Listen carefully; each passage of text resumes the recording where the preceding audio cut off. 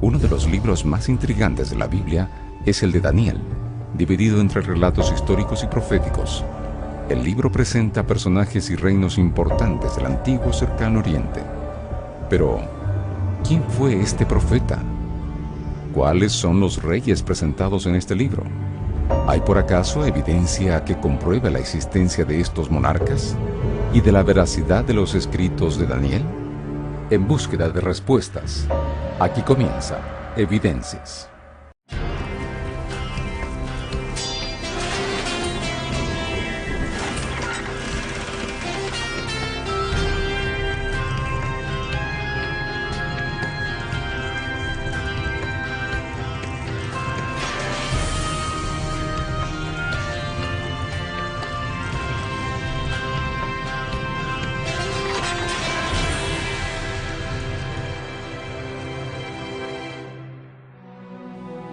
Las Sagradas Escrituras presentan a Daniel como un joven judío cautivo en tierras babilónicas.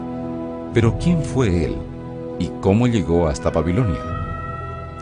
Daniel fue uno de los príncipes de Judá que fue deportado, fue llevado cautivo hasta las cortes de Babilonia. Su nombre Daniel significa juicio de Dios o Dios juzga. En el libro que lleva su nombre, en el capítulo 1, verso 3, se lo identifica como formando parte del linaje real. O sea, una persona criada, digamos, en un ambiente especial desde el punto de vista material y económico, pero también con una buena formación espiritual. Nabucodonosor, él llega, ¿no es cierto?, a Jerusalén, cuando él viene regresando desde Egipto, regresando, ¿no es cierto?, hacia Babilonia. Había hecho algunas incursiones bélicas ahí en Egipto, y antes de regresar definitivamente a Babilonia, él hace un pequeño saqueo en Jerusalén, y ahí se lleva entonces, aparte de estos cautivos, también saca algunos elementos del templo. Él después tuvo otras incursiones y finalmente ahí termina siendo destruida la ciudad y el templo, algunos años después. Nabucodonosor decide llevarse a un grupo selecto de jóvenes de alta alcurnia, bien educados, de Jerusalén y de Judá. El rey se preocupó por elegir muchachos de buena apariencia, de buen entendimiento, que de alguna manera se venían a los propósitos de Nabucodonosor. De manera que Daniel no tenía para entonces más de 20 años, quizá, es llevado con otros jóvenes judíos a Babilonia. Al él llegar a las cortes de Babilonia, debió haber quedado impresionado la entrada de Istar con esos grandes leones, sin pensar que en algún momento dado de su vida se enfrentaría a algunos de ellos. Dragones, losas en las paredes, colosos alados, toros alados y arquitectura que se parecía a la de los asirios.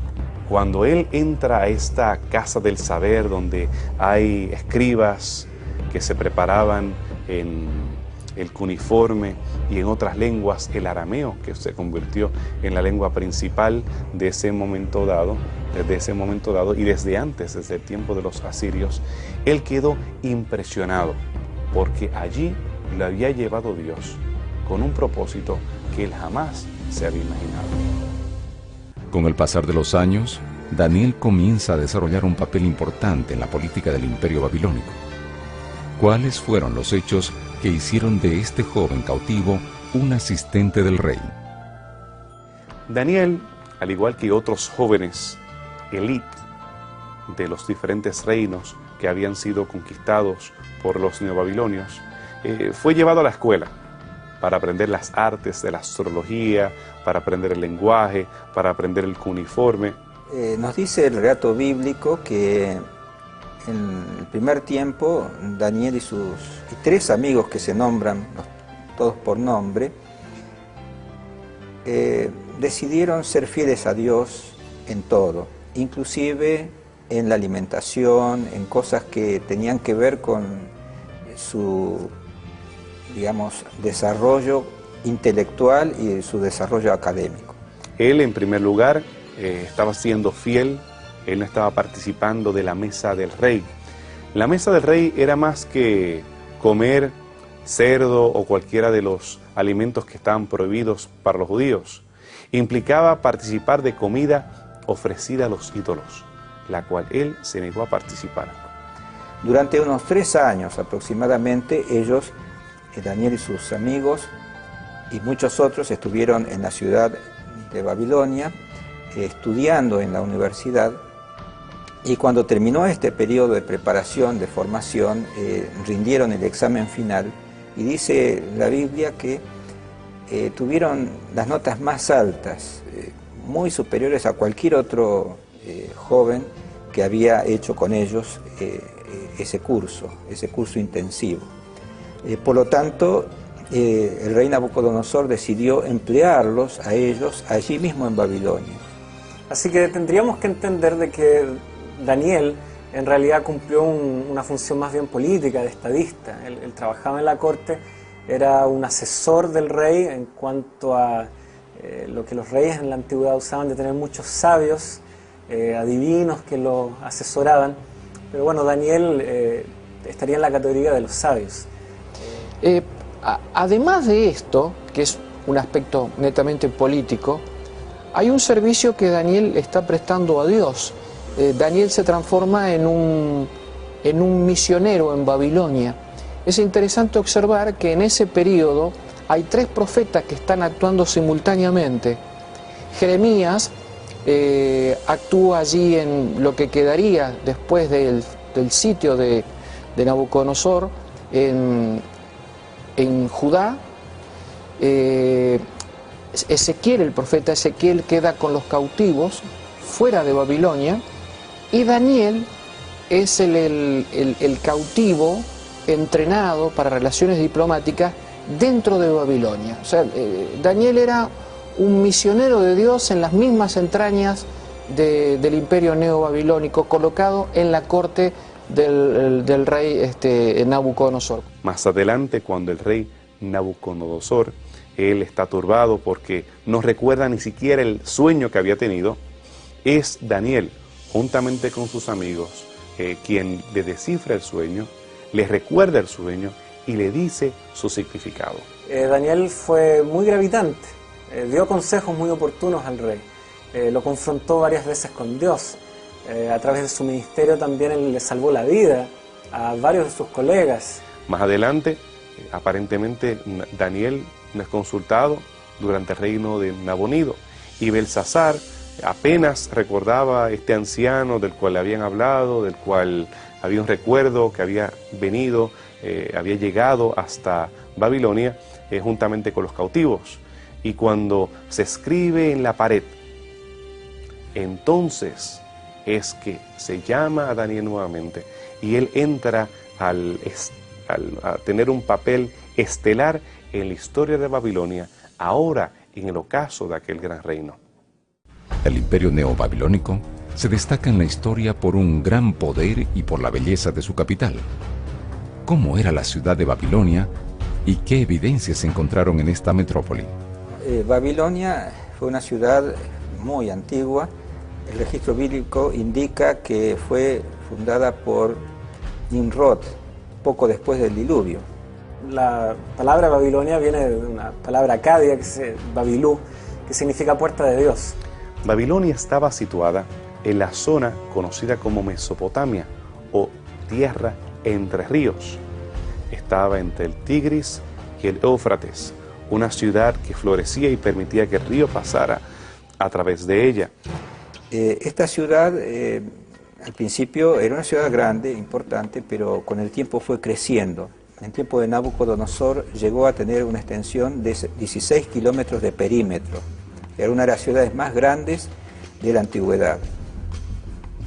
Y además una de las ciudades más seguras, porque estaba atravesada por el río Éufrates, estaba amurallada, tenía una doble muralla, tenía un foso en medio de las murallas y prácticamente era imposible de tomar esa ciudad.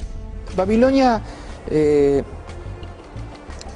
estaba situada en lo que hoy es la el actual Irak.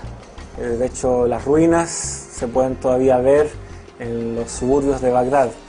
Evidencias de su existencia hay muchas. Se hicieron diversas excavaciones arqueológicas, más o menos a partir del año 1899, y no se han detenido. Han habido pausas, sin embargo, pero se ha hallado uno de los portales grandes de Babilonia, que es la Puerta de Ishtar. También se encontró uno de los templos importantes del dios principal de Babilonia.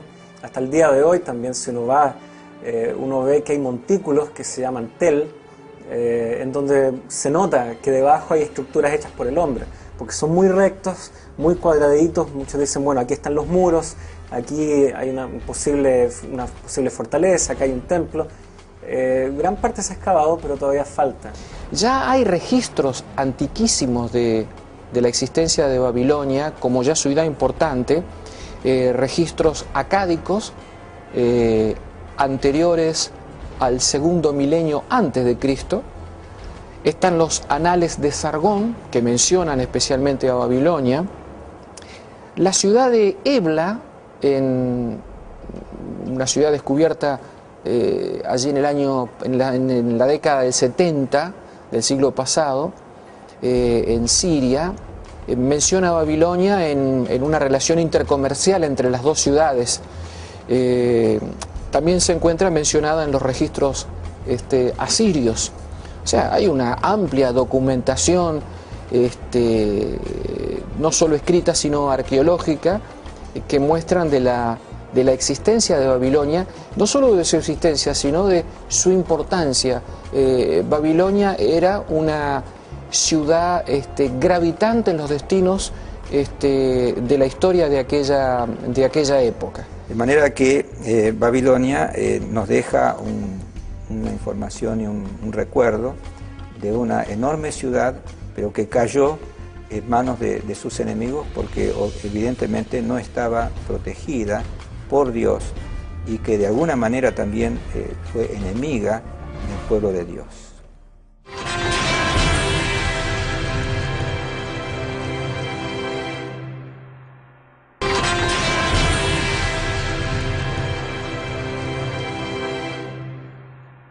El primer rey mencionado en el libro de Daniel es el rey Nabucodonosor, que por mucho tiempo tuvo su historicidad cuestionada. ¿Quién fue este rey y qué evidencias comprueban su existencia? Nabucodonosor forma parte del imperio neobabilónico. Su padre, Nabopolassar, en coalición con los medos, terminan por destruir al famoso imperio asirio. Cuando Asiria desaparece del horizonte histórico, es cuando Babilonia comienza nuevamente a ser protagonista en la historia. Luego de Nabopolassar continúa Nabucodonosor, del año 605 a.C. al año 562 a.C. Nabucodonosor pasó a la historia como un gran constructor. Dentro de todas las cosas que él hizo, también se dedicó a la construcción.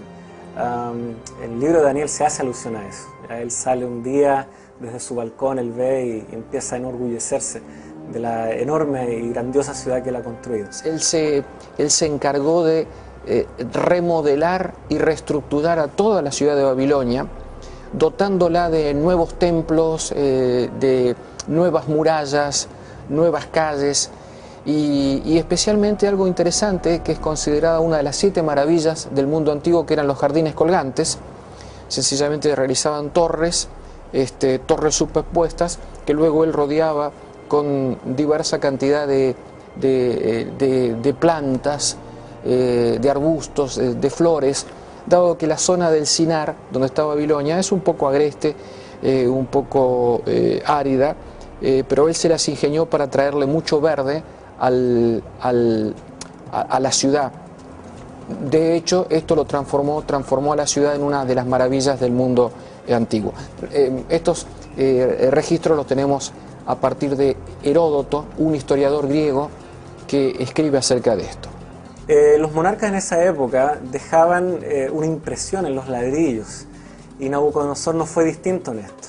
Los ladrillos que se han encontrado justamente tienen una inscripción, no voy a permitir leerla, dice: Nabucodonosor, rey de Babilonia, sustentador de Esaíla y Esida, hijo mayor de Nabopolassar, rey de Babilonia. Esaíla y Esida eran templos de Babilonia. Entonces, en muchas de las ruinas, lugares que ahora se han podido rastrear, que formaron parte de lo que Nabucodonosor construyó, está esta inscripción, con su nombre, detallando muy bien de quién es hijo, cuáles son sus funciones, qué templos él justamente mantenía, qué dioses él veneraba. Así que sí, se puede rastrear muy bien su existencia y todo lo demás. Hay ladrillos, inscripciones, tablillas cuneiformes, clavos ceremoniales, diferentes lugares donde aparece el nombre de Nabucodonosor. Aparece su padre, Nabopolassar, aparecen relatos, anales acerca de su historia. Realmente tenemos bastante evidencia arqueológica de la presencia de este gran rey que dejó un legado tan grande en la ciudad de Babilonia y en la región que la rodeaba. Otro rey importante mencionado en el relato bíblico es el rey Belsasar. Es curioso notar que en la lista de los monarcas babilónicos no hay ninguno con ese nombre. ¿Realmente este rey existió? ¿Hay evidencias que comprueben su historicidad y su reinado? Belsasar fue el hijo del último rey de Babilonia, llamado Nabonido.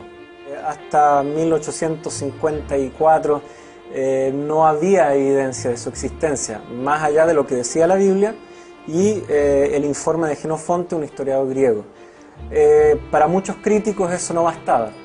Muchos críticos de la Biblia se reían, se mofaban de la ausencia de este caballero en los anales babilonios. Sin embargo, en la crónica de Nabonido, finalmente apareció inclusive una silueta, se vio una representación iconográfica de Belsasar con su padre Nabonido, y explica que su padre Nabonido, como rey, había decidido mudarse a Tema, en la parte de la península arábiga. Por 10 años él no fue hasta el norte, hasta el festival de Marduk que se celebraba en Babilonia, y su hijo permaneció como el rey de esa área, el rey de la ciudad y de esa área, mientras que Nabonido era el emperador, quien estaba al control de la ruta de incienso y del imperio desde esa parte más estratégica del reino.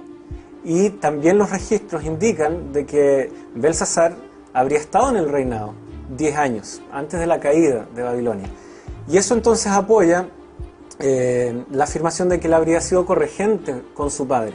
En el registro bíblico nos dice que este hombre desafió a Dios porque tomó de los vasos o los utensilios sagrados del templo que estaban en Babilonia y los utilizó en un banquete, en una orgía, mostrando total falta de respeto hacia Dios y hacia el pueblo de Dios. Esto derivó en el juicio que Dios le hizo a Belsasar por medio de, bueno, el capítulo 5 de Daniel narra, ¿no es cierto?, el hecho de que fue condenado por Dios de una manera milagrosa, ¿no? Una mano comenzó a escribir en la sala del banquete que estaba él, con muchos de sus colaboradores y mujeres y toda una verdadera orgía, y allí Dios escribió en la pared, una mano escribió la sentencia, por así decir, de muerte contra Belsasar y también contra el imperio babilónico. Belsasar le promete el tercer lugar en el reino a quien pueda adivinar la inscripción en el muro, Mene Mene Tekel Upharsin. Él no le ofrece el segundo lugar, porque él ya era el segundo en el reinado. Primero estaba su padre, que si bien no estaba en Babilonia, pero seguía siendo el rey, él como corregente en segundo lugar, y entonces lo máximo al que él podía ofrecer era el tercer lugar en el reino. Y esto ocurrió cuando el rey Ciro tenía la ciudad de Babilonia rodeada, estaba sitiada la ciudad de Babilonia, y entonces Belsasar adentro se sentía tan seguro de que Babilonia no podía ser de ninguna manera tomada, y entonces él estaba celebrando un banquete despreocupado. El libro de Daniel no da detalles de la toma de Babilonia. ¿Qué nos dice la historia sobre este acontecimiento y qué evidencias comprueban lo ocurrido? Evidencias de su destrucción, bueno, Las hay.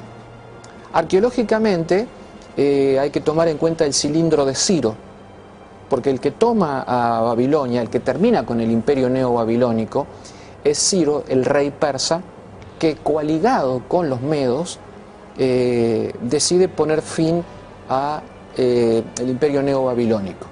Lo interesante del caso es que en el cilindro de Ciro, él declara que entra en Babilonia sin resistencia y sin batalla. Heródoto presenta todo el evento de la toma de Babilonia como un drama salido de una película de Hollywood. Él arguye que el río es parado, los persas se encargan de parar el flujo del mismo, los soldados están borrachos, las puertas quedan abiertas debajo del río, los soldados se infiltran, marchan, se encontraba una gran fiesta donde estaba Belsasar, toda una orgía, todo un bacanal, y ahí entra con sus ejércitos, asesinan a los soldados, toman la ciudad, queman parte de la misma y todo en una labor de una noche. Sin embargo, la historia nos dice un cuadro diferente. La evidencia arqueológica y también los anales babilonios, juntamente con fragmentos persas, porque los persas desgraciadamente no dejaron mucho como historia de ellos como tal. Descubrimos que los persas comenzaron un proceso de un año. Ciro comienza a darle la oportunidad a las villas que rodeaban a Babilonia de tener agua. Anteriormente los babilonios, los aristócratas, tenían control, el Estado tenía control total del río. Nadie podía usar el agua a menos que tuviese permiso o a menos que pagara por la irrigación. Ahora estos extraños persas comienzan a repartir y a darle la oportunidad a muchas personas que puedan usar el flujo del río. Eso, claro está, disminuye el cauce del río que llegaba hasta Babilonia. También en esa campaña de propaganda, él comienza a hablar acerca de cómo Marduk lo ha seleccionado a él. Ciro, en su cilindro, él escribe cómo él había sido seleccionado por Marduk. Él ahora le iba a dar el festival de Marduk que propiamente Marduk se merecía. El rey Nabonido por 10 años había descuidado este festival. Ahora él se encargaría de restablecer el festival. Toda esta guerra de propaganda que duró más de un año es lo que prepara la toma de Babilonia. Hubo personas que eran leales a Belsasar, que pusieron resistencia, pero había muchas personas ya en Babilonia que estaban esperando y deseando que el rey persa entrara por las puertas de la misma. Dicho sea de paso, el cilindro revela también que Ciro liberta a todos los cautivos de aquel imperio, y esto produce el retorno del exilio judío allí en Babilonia. Por esa razón, al analizar la arqueología y al analizar la historia, tenemos un cuadro un poco diferente, menos dramático, menos emocionante del que presenta Heródoto, pero que aún así sigue siendo consistente con lo que dice la Biblia acerca de la toma de Babilonia. Los primeros 6 capítulos de Daniel presentan este relato histórico del imperio babilónico y la transición al imperio medo-persa. Ya en la segunda parte, el libro presenta profecías y visiones que el profeta tuvo durante este periodo. ¿Qué importancia tiene toda esta obra literaria en conjunto para la comprensión y el estudio de las Sagradas Escrituras? El libro de Daniel sin duda es muy importante dentro de la Biblia. Todos los libros son importantes, pero trae un mensaje muy rico, lleno de informaciones de altísimo valor para cada ser humano. Yo diría en primer lugar que los escritos de Daniel tienen una importancia histórica, porque Daniel nos cuenta, en los primeros 6 capítulos, él nos cuenta la realidad interna de lo que era el palacio de los reyes de Babilonia, y cuentan cómo Dios de alguna manera trató de intervenir en la vida de estos reyes y en la vida de ese imperio. Pero lo que se destaca más en el libro de Daniel son las profecías llenas de símbolos que presenta, que son realmente fascinantes. Él coloca las bases para lo que es después el libro de Apocalipsis, así que ya en ese sentido es muy importante, muy trascendente. Todo lo que Apocalipsis hace, lo hace fundamentándose sobre lo que ya Daniel desarrolló. El libro de Daniel recuenta el pasado y presenta a Yahvé, a Jehová, como el Dios de la historia, que está en control de todo. Las bestias que allí son descritas, los reinos que son descritos en las narraciones, todo pertenece al cuadro que pretende asegurar al lector de que Dios está en control, de que Yahvé es el verdadero Dios, que a diferencia de los otros dioses, este es auténtico. Esa es parte de la polémica de Daniel. Ahora, lo que Daniel, a través de su ejemplo y a través de las visiones o sueños que también interpretó, nos deja también una visión muy clara de cómo es la acción de Dios en la historia. Si algo que Daniel nos deja ver es el tema también de la adoración a este Dios. Reconocer cómo en la historia muchas cosas van compitiendo con la adoración al Dios verdadero. Y como eso finalmente nos termina degradando y llevando, ¿no es cierto?, a enfrentar nuestro fin. Cada uno de estos imperios llegó a su final, no perduró. ¿Por qué? Porque no buscaban al Dios eterno. Por eso es importante la posición del libro, porque nos presenta el fracaso humano continuo al éxito de Dios al final de la historia. El estudiar estas profecías nos revelan, nos muestran, nos hacen ver desde el tiempo de Daniel en adelante los acontecimientos históricos, cómo se iban a desarrollar. Y al estudiar la historia vemos cómo se fueron cumpliendo en una forma asombrosa esas profecías.